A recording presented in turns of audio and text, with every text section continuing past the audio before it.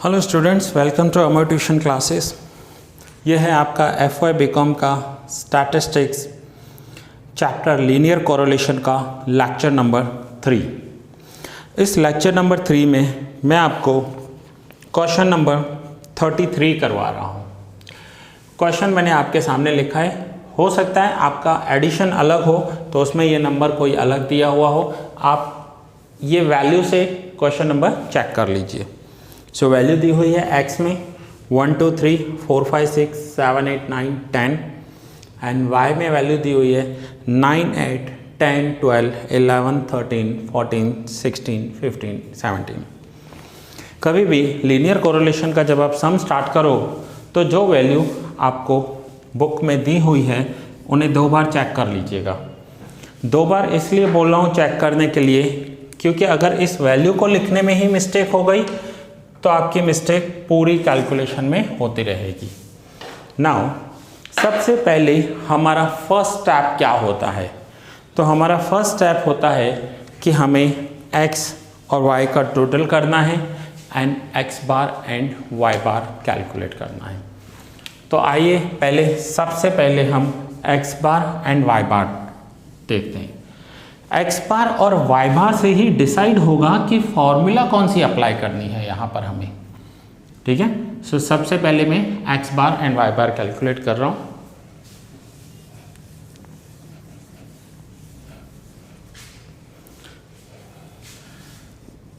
So x bar is equals to sigma x upon n।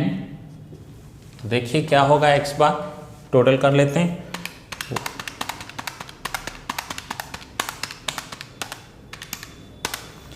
x का total हुआ 55 and number of observation कितने हैं 10। तो x बार होगा 55 डिवाइड बाय 10। तो answer is 5.5। Next y bar. y bar is equals to sigma y upon n। Now sigma y, total of y।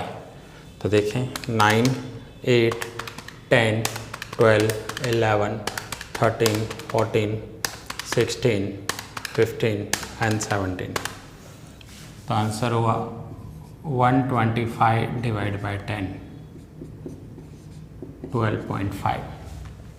ठीक है, सो x bar and y बार का total हो गया। हमने x बार y बार निकाल लिए। फाइनली हमारा क्या जजमेंट होगा, कंक्लूजन होगा कि x bar and y bar are not integers. x bar and y bar are not integers. Now अगर x bar and y bar integer आते तो फर्स्ट फॉर्मूला यूज करते हैं हम, जो मैंने आपको प्रीवियस सम में करवाई थी।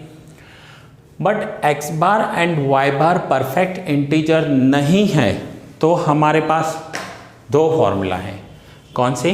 एक फॉर्मूला नंबर 2 जो मैंने आपको लिखवाई है xy, और फॉर्मूला नंबर 3 जिसमें uv यूज़ होता है।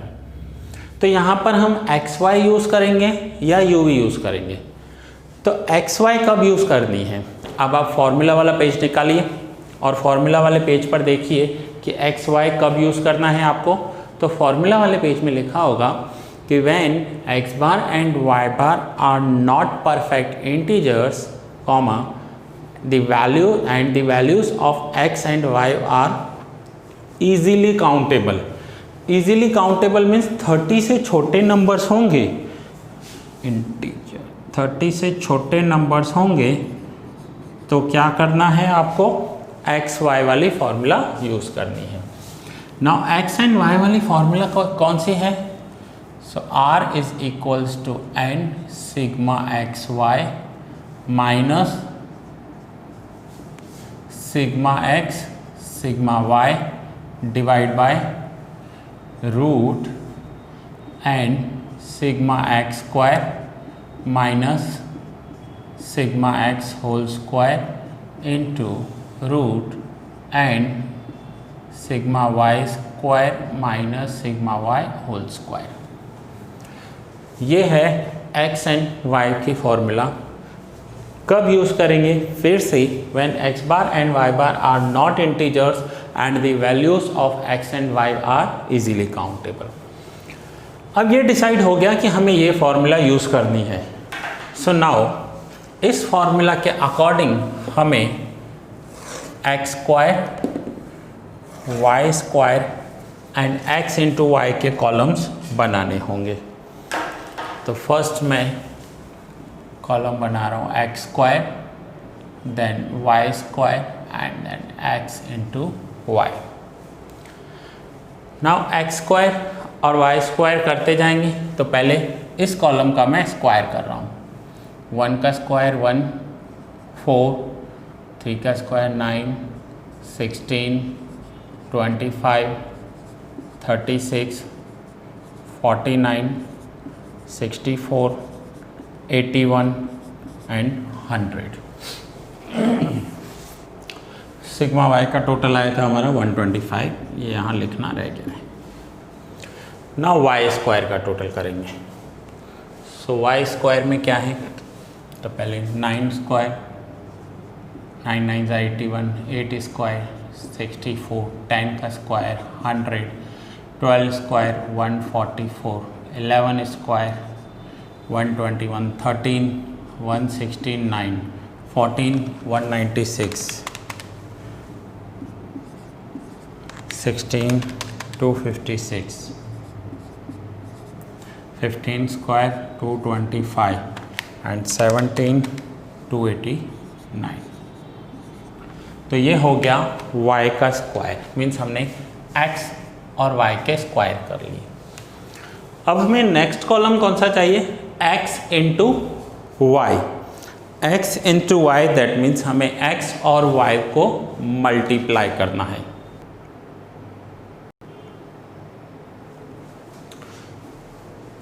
नाउ x इंटू वाई, इन दोनों को मल्टीप्लाई करेंगे। So 9 into 1 9, 8 into 2 16, 10 into 3 30, 12 4 48, 11 5 55, 13 into 6 78, 14 into 7 98, 16 into 8 128, 15 into 9 135 and 17 into 10 170। Now हमें तीनों कॉलम्स के टोटल्स करने हैं। तो पहले मैं एक्स स्क्वायर का टोटल कर रहा हूँ 1 4 9 16 25 36 49 64 81 एंड 100। तो ये टोटल हुआ 385।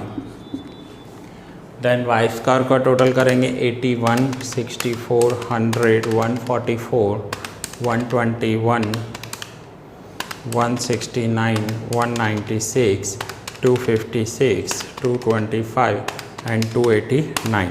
तो ये हमारा टोटल आ रहा है 1645 and x into Y 9 16 30 48 55 78 98 128 135 and 170। तो ये टोटल हो गया 767। अब हमने टेबल कंप्लीट कर लिया है। फॉर्मूला में वैल्यू रखनी है। सो फॉर्मूला में वैल्यू रखने के लिए पहले तो n नंबर ऑफ ऑब्जर्वेशंस कितने हैं 10, sigma x y means x और y का टोटल कितना है 767 माइनस सिग्मा x की मीनिंग होती है total of x 55 and sigma y that means total of y 125 divide by root and 10 sigma x square that means x square का total 385 minus sigma x whole square. So sigma x का total 55 and उसका whole square, दोनों में समझ लो difference.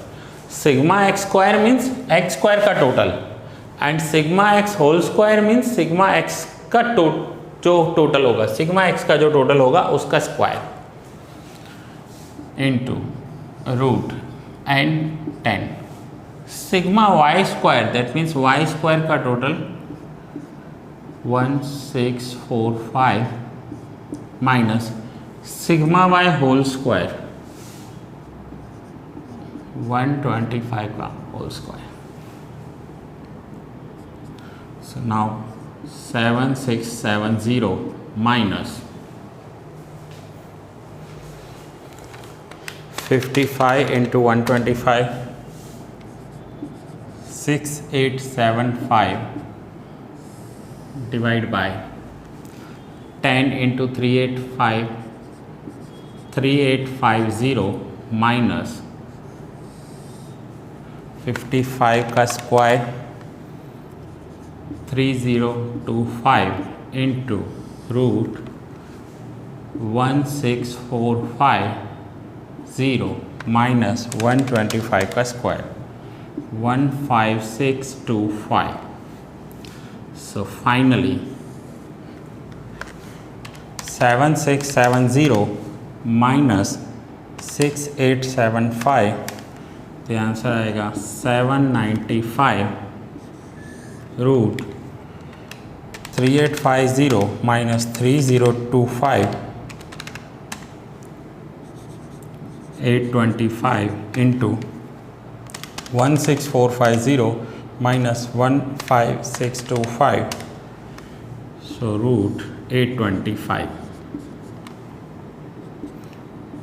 Now मैंने आपको last समय बताया था कि अभी मैं डायरेक्ट कर रहा हूँ, पहले 825 इंटू 825, तो आपको इक्वल्स टू प्रेस करना है और जो भी आंसर आए उसका सीधा रूट कर देना है, तो ये आंसर हो जाएगा 825.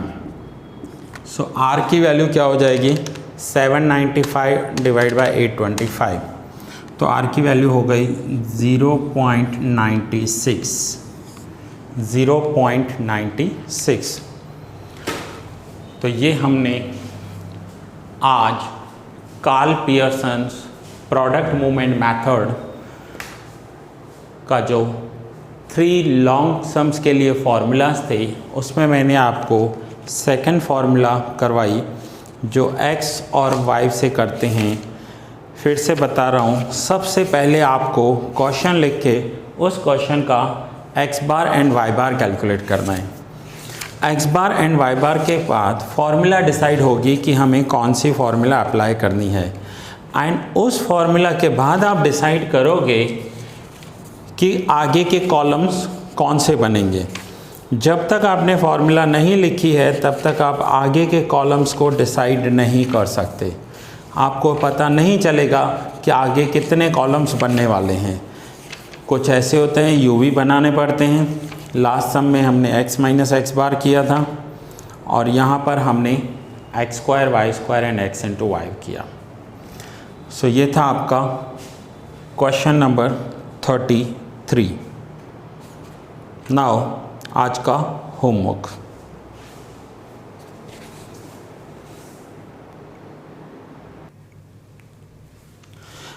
नाउ आज का जो होमवर्क करना है आपको वो है क्वेश्चन नंबर 29. अब यहाँ पर देखिए, जो हमने फर्स्ट सम किया था लास्ट लेक्चर में, वहाँ पर दोनों ही इंटीजर आ रहे हैं और यहाँ पर दोनों ही नहीं आ रहे हैं. दोनों में से अब ऐसा क्या होगा कि सपोज करो x बार आपका इंटीजर आ रहा है लेकिन y बार इंटीजर नहीं आ रहा है, तो भी आपको second and third formula use करनी है, x y and u v formula use करनी है. First formula x minus x bar वाली फार्मूला यूज़ नहीं कर सकते आप. सपोज कीजिए कि दोनों में से एक इंटीजर आ रहा है और दूसरा नहीं आ रहा है, तो भी आपको सेकंड या थर्ड फार्मूला यूज़ करनी होगी. नाउ क्वेश्चन नंबर 29 आज का होमवर्क है.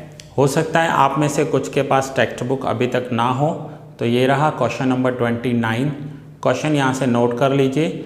आपका आंसर आएगा 0.95. आंसर भी दिया हुआ है नीचे, और जितना पॉसिबल हो जल्दी से आप अपने बुक्स परचेज कर लीजिए।